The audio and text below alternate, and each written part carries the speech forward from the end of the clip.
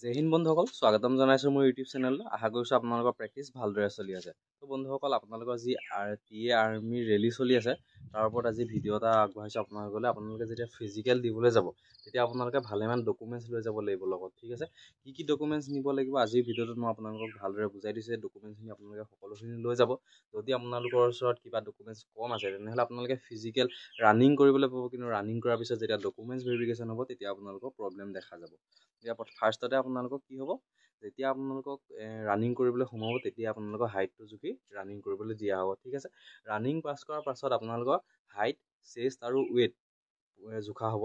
হাইটটোতো ফাৰ্ষ্টত জোখা হ'বই, তাৰ পাছত আকৌ জোখা হ'ব। চেষ্ট আৰু ৱেইটত যদি অলপ কম থাকে তেতিয়াহ'লে তেওঁলোকে অলপ মিলাবলৈ চায়। যদি আপোনালোক ৱেইটত কম আছে তেনেহ'লে পানী খুৱাই কিবা খুৱাই মেলি আপোনালোকক ভৰ্তি কৰাবলৈ চায়। চেষ্টতো সেই একে, অলপ যদি কমি থাকে তেওঁলোকে মিলাই মেলি ভৰ্তি কৰাবলৈ চায়। ইমান চিন্তা কৰিবলগীয়া একো নাই।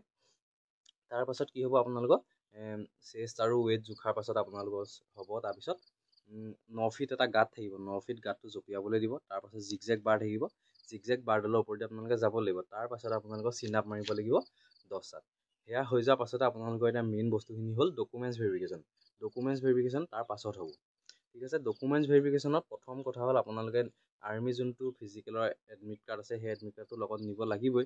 তাৰ লগতে আপোনালোকে নিব লাগিব কোৱালিফিকেশ্যন চাৰ্টিফিকেট। আপোনালোকে যদি 8 পাছৰ চাৰ্টিফিকেট দি আপোনালোকে এপ্লাই কৰিছিল তেনেহ'লে 8 পাছৰ পৰা আপোনালোকে যিমানলৈকে পঢ়িলে সকলোখিনি কোৱালিফিকেশ্যন চাৰ্টিফিকেট লগত লৈ যাব।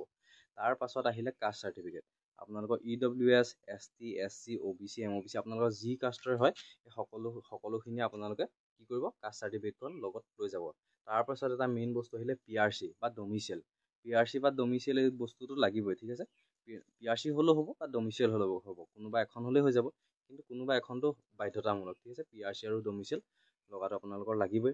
তাৰ পাছতে আহিলে ID প্ৰুফ। ID প্ৰুফ মানে কি, আপোনালোকৰ voter card, PAN card, driving licence, Aadhaar card যিকোনো এটা হ'লেই হ'ল, ঠিক আছে। আৰু এটা কথা, আপোনালোকৰ এই ডকুমেণ্টছখিনি যে আপোনালোকৰ লগত জেৰক্স কপি লৈ যোৱাৰ লগতে অৰিজিনেল ডকুমেণ্টছখিনি আপোনালোকে লগত লৈ যাব লাগিব। জেৰক্স আপোনালোকে 2-3খনকৈ জেৰক্স নিব আৰু লগতে আপোনালোকৰ অৰিজিনেল যিখিনি চাৰ্টিফিকেট আছে সকলোখিনি আপোনালোকে লগত লৈ যাব। ID প্ৰুফৰ কথা ক'লোঁ। তাৰপিছত হ'ল কোৰ্ট এফিডেভিট। কোৰ্ট এফিডেভিট আপোনালোকে লগত লৈ যাব লাগিব। আৰু এটা বস্তু কি, আপোনালোকৰ যদি কেনেবাকৈ ধৰি লওক মেট্ৰিকৰ চাৰ্টিফিকেটখনত কিবা নামটো যদি আখৰ এটা খেলি মেলি হৈ আছে বা পান কাৰ্ড বা ভোটাৰ কাৰ্ডত যদি আখৰ এটা খেলি মেলি হৈ আছে কিবা নামৰ, তেনেহ'লে আপোনালোকে কি কৰিব লাগিব, কোৰ্ট এফিডেভিট এটা বনাই নিব লাগিব। গতিকে এইটো আপোনালোকে পাহৰি নাযাব। যদি আপোনালোকৰ কিবা ভুল হৈ আছে তেনেহ'লে আপোনালোকে কোৰ্ট এফিডেভিট এটা বনাই লগত লৈ যাব। তাৰপাছত আহিলে passport size photo. Passport size photo আপোনালোকে লগত লৈ যাব। কমচে কম আপোনালোকে 20খন লৈ যাব। 20খন নালাগে, কিন্তু 20খন নিবলৈ কয়, গতিকে আপোনালোকে 20খন লৈ যাব। প্ৰয়োজন হ'বও পাৰে 20খন আপোনালোকে পাছপৰ্ট চাইজ ফটো লৈ যাব। তাৰপিছত আহিলে কি, কেৰেক্টাৰ চাৰ্টিফিকেট। কেৰেক্টাৰ চাৰ্টিফিকেট যদি আপোনালোকে পঢ়ি আছে তেনেহ'লে আপোনালোকৰ স্কুল বা কলেজৰ পৰা কেৰেক্টাৰ চাৰ্টিফিকেটখন দিব।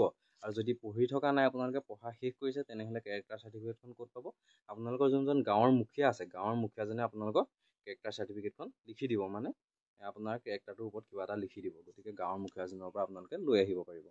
তাৰ পাছত আহিলে আনমেৰিড চাৰ্টিফিকেট। আনমেৰিড চাৰ্টিফিকেটখনো গাঁৱৰ মুখীয়াজনে লিখি দিব। আপোনালোক বিয়া কৰা নে বিয়া নকৰা আপোনালোকৰ সেই গাঁওবুঢ়াজনে গম পায়, যিহেতু গাঁৱৰ মুখীয়া হয়, তেওঁক লিখি দিব। আপোনালোকে গাঁৱৰ বুঢ়াজনৰ পৰা আপোনালোকে লৈ আহিব পাৰিব। তাৰ পাছত আহিলে পুলিচ ভেৰিফিকেশ্যন। পুলিচ ভেৰিফিকেশ্যনটো গম পায় কেনেদৰে কৰিব লাগে, গতিকে পুলিচ ভেৰিফিকেশ্যন আপোনালোকৰ লাগিবই, সেইখন লগত লৈ যাব। তাৰ পাছত আহিলে কি, স্পৰ্টছ চাৰ্টিফিকেট। আপোনালোকৰ যদি স্পৰ্টছত কোনোবাই আছে, যদি স্পৰ্টছ চাৰ্টিফিকেট আছে আপোনালোকৰ যিকোনো স্পৰ্টছ হওক, ষ্টেট, ডিষ্ট্ৰিক্ট, নেশ্যনেল, আপোনালোকৰ যি স্পৰ্টছ চাৰ্টিফিকেট আছে এই স্পৰ্টছ চাৰ্টিফিকেটখন আপোনালোকে লৈ যাব। তাৰ পাছত আহিলে NCC চাৰ্টিফিকেট। NCC চাৰ্টিফিকেটটো আপোনালোকে গম পায় আৰ্মিত কিমান প্ৰয়োজন হয়। যদি আপোনালোকৰ NCC C চাৰ্টিফিকেট আছে তেনেহ'লেতো কোনো কথাই নাই।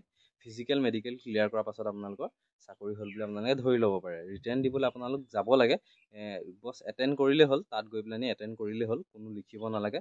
বছ আপোনালোকৰ যোনদিনা ৰিটেন থাকিব সেইদিনা আপোনালোক গ'লেই হ'ল, এটেণ্ড কৰিলেই হৈ যাব। আপোনালোকে কোনো ধৰণৰ পৰীক্ষা দিব নালাগে, আপোনাৰ চাকৰি হ'ল বুলি ভাবি ল'ব পাৰে। আৰু যদি A বা B আছে তেনেহ'লে আপোনালোকক এক্সট্ৰাকৈ মাৰ্কছ দিয়া হয়, ঠিক আছে। কিমান মাৰ্কছ দিয়া হয় মই পাহৰি গৈছোঁ। Bখনত কমচে কম 10 মান দিয়া হয় এক্সট্ৰা মাৰ্ক। 10 মাৰ্ক এটা আপোনালোকৰ এক্সট্ৰাকৈ থাকে। গতিকে NCC টকাখিনি অলপমান সুবিধা হয়, ৰিটেনত অলপ কম নম্বৰ পালেও হৈ যায়, যিহেতু এক্সট্ৰা মাৰ্কছ এটা থাকে।